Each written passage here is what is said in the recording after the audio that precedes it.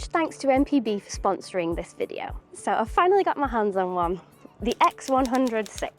I recently reviewed the X100V, and I think most of my criticisms of the older version have been solved beautifully in this upgrade, but it's still far from perfect. So I'm going to split this up into 3 sections. I'm going to talk about what I love, what I still really don't like, and then my thoughts and feelings at the end and whether this camera might be great for you. So let's get stuck in. This is what I love. We finally now have IBIS. And I think it's been a long time coming for this series of cameras. I think if a camera is older or cheaper, I will cut it a little bit of slack, and IBIS is usually one of the first features to go if you're on a budget. But this is a very premium camera and a very modern premium camera at that. So I think having IBIS is more or less essential in my opinion, and it's the biggest upgrade, well, one of 2 of the biggest upgrades for me personally. Why? Because I love a handheld long exposure. I don't like taking tripods out and about with me. I like to keep my kit quite minimal, and this is about as minimal as I can get, just a camera and me.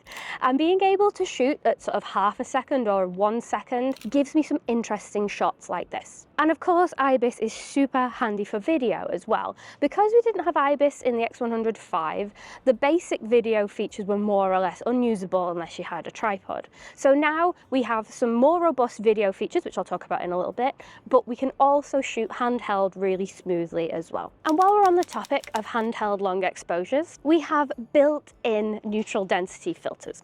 Just a note on this, it was also a feature on the X100V, but without IBIS and without good video features, I didn't really see the point of it. But here it's usable for both video and photography, and it's a great sought after feature. One thing that's sort of like a pro and a con is it's sort of a workaround, because out of the box you can't put filters on this camera unless you buy an additional kit. So it's a workaround for that so that you can have an ND. I've assigned it to a button at the front, just this button right here. And literally with 1 click, I can have an ND filter. And I am terrible, to be perfectly honest, for not bringing ND filters. I'm cranking the shutter right the hell now. I don't have an ND filter on my Pocket 3, in fact. So having them internal is a huge benefit, and it's actually something that I will use all the time. I was in Greece 2 days ago filming a video, and the sea was the most beautiful colour. But in Liverpool, I'm afraid we just have brown sea. It's awful. Welcome to the Mersey.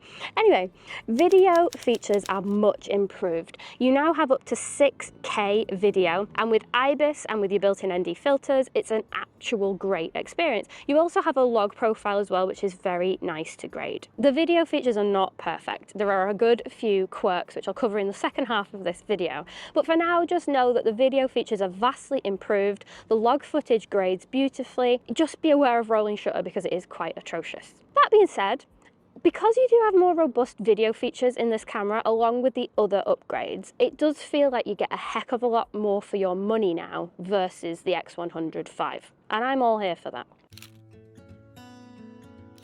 Autofocus has also been much improved. There's a new processor in this camera versus the previous model, so things just feel a little bit more snappy now. And the subject detection is vastly improved as well. For my sort of everyday carry approach, I use facial recognition, human subject detection, and it's great just for those little snapshots throughout the day, and pretty good for street photography as well. It's really good at finding the subject. Another thing about this camera and the previous camera that I love is the optical electronic viewfinder hybrid thingy. Basically, you can shoot in 2 different modes. You have a fully optical experience, so you're looking just through some glass rather than the lens, and all of your settings are overlaid on top. It is like dead futuristic. It's so cool. And then you have a more traditional EVF experience just with the click of a button. I think if having a viewfinder is something that you value as a photographer, if you like that tactile experience, then the EVF, OVF, whatever you want to call it, on these lines of cameras,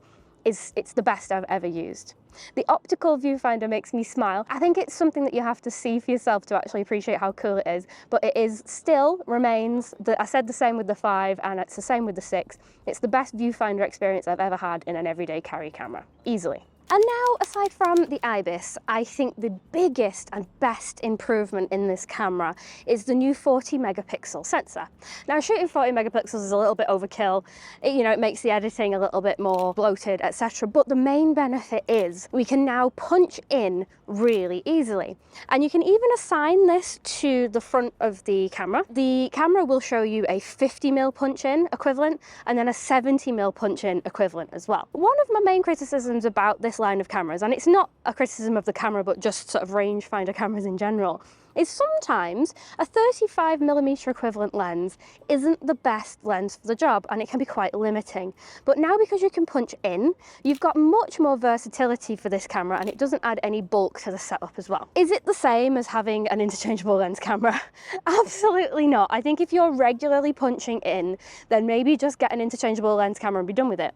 But in a pinch, if you need it when you're out and about, I think it's more than usable, and because you have so many megapixels to spare, the quality is very good as well. Quickfire things that I love. It is still one-handed operation and almost instant to turn on. There's no delay at all. So you can get it to your eye, take a nice photo, put it back down without it getting in the way. If you want an everyday carry that is just very seamless and very easy to use, this is a brilliant, brilliant option. I also love how premium it looks. I think half of the battle with this camera is just how gorgeous it is and how much it's a sought after luxury item. Let's be honest. I love that every dial is very nice and tactile. I love that everything is very well built. It's also very light as well. Sometimes you can get cameras that are very well built, but they feel like a tank. This is the best of both worlds. It's really, really premium feeling, but you don't have to carry a brick round on a string. The other thing that I love about this camera is the screen. We don't have a flippy out screen because it's more for photographers rather than videographers. So instead we have this sort of looking down angle, which I really like. It can be a great way to take some incognito photographs. It's a great way to shoot video from the hip sometimes as well. It's a very nice screen. Okay. On to the juicy stuff. These are things that I still don't like despite the many upgrades. A little bit of a caveat for this bit. I think, as I said before, older cameras I can cut a bit of slack. But this is a brand new modern camera, and it's a very premium, expensive one at that. So I'm going to hold it to a higher standard than, say, a 10-year-old Micro Four Thirds camera, obviously. With that in mind, my first complaint might sound a little bit Karen-y, but I'm going with it. There is no charger in the box. Not even if you buy one of the limited edition ones, which this is a limited edition one. How can you spend that much money on a premium camera and not have a charger in the box?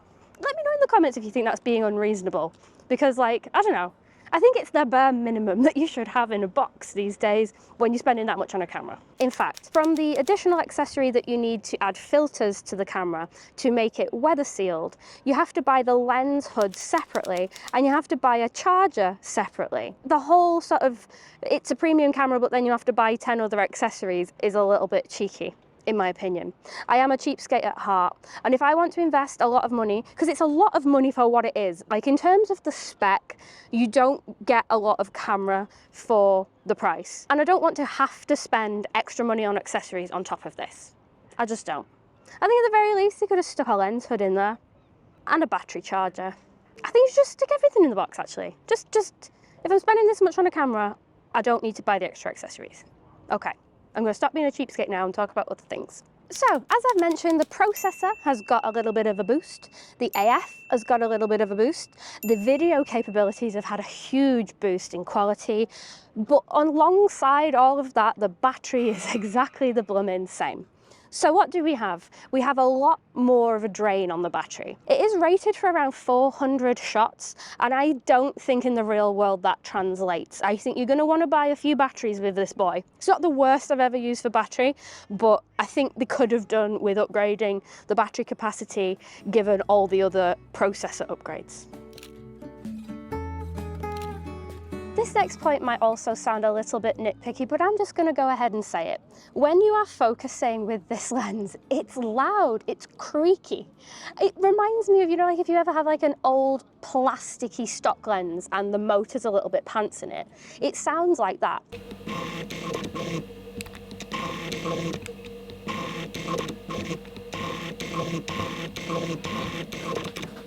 It's not loud enough that it's going to turn heads, don't get me wrong, but I think given how much we're paying for this camera, it does sound a lot less premium than it should. This also has a problem when you're shooting video as well, because if you have to focus in the video, the noise gets picked up on the track. I think this is a case of if it ain't broke, don't fix it, because it's exactly the same lens as the X100V. I think because we have now more megapixels to deal with, I would have liked a few more tweaks in this area. I think the lens is a great quality to begin with, but I think with the iterations going on and on, perhaps a little bit more image quality or a different glass, different coating, and definitely no more creaky autofocus. I don't think that's too much to ask. Fujifilm recipes are a brilliant addition to the Fujifilm cameras, and I think that's one of the main reasons why they're so popular.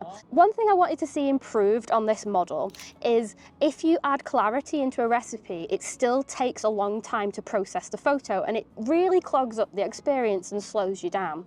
I was hoping that with the processor boost in this camera that would be a thing of the past, but I would highly recommend to just take clarity out of any recipe, because it does slow down when the camera has to save the image.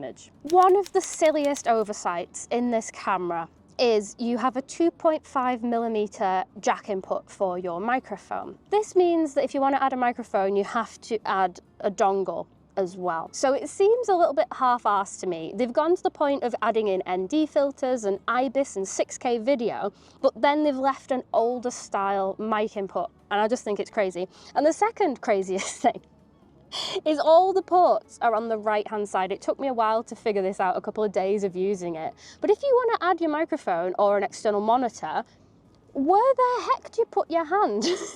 It's all underneath like your grip. And conversely, on the left hand side, there's very little to see. So I think they could have changed the design and maybe put the mic input on the left like every other camera in the world.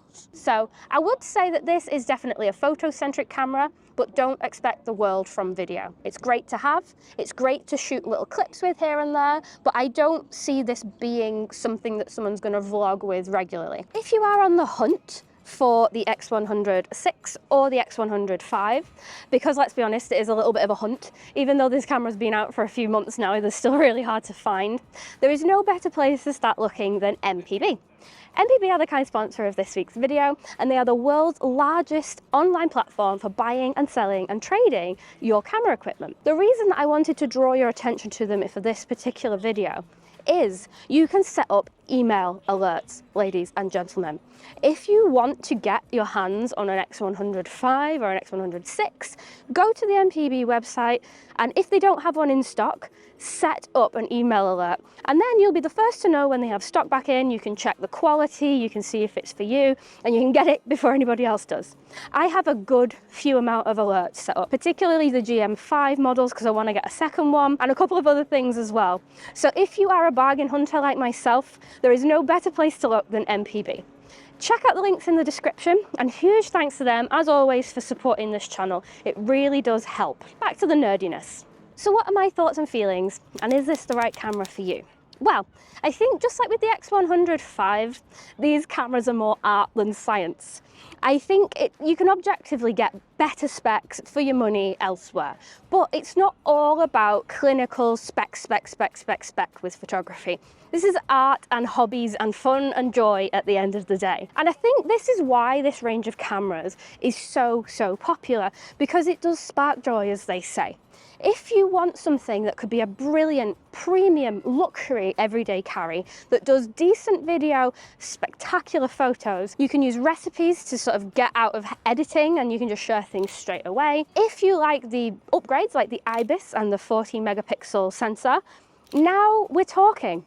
I would say, because the X100V has not really budged in price at all, if it were me buying this, I would spring for the extra and get the 6 every day of the week. For me, the bigger megapixel count, so you can punch in more, and the IBIS is worth its weight in gold. And if you want anything to do with video, I wouldn't even look at the 5, the 6 is where it's at, despite its shortcomings. of which there are many. But because it is filling a gap that is an everyday carry camera that is fun to use, portable, pretty nice looking, etc, etc, there are many other cameras that can fill this void.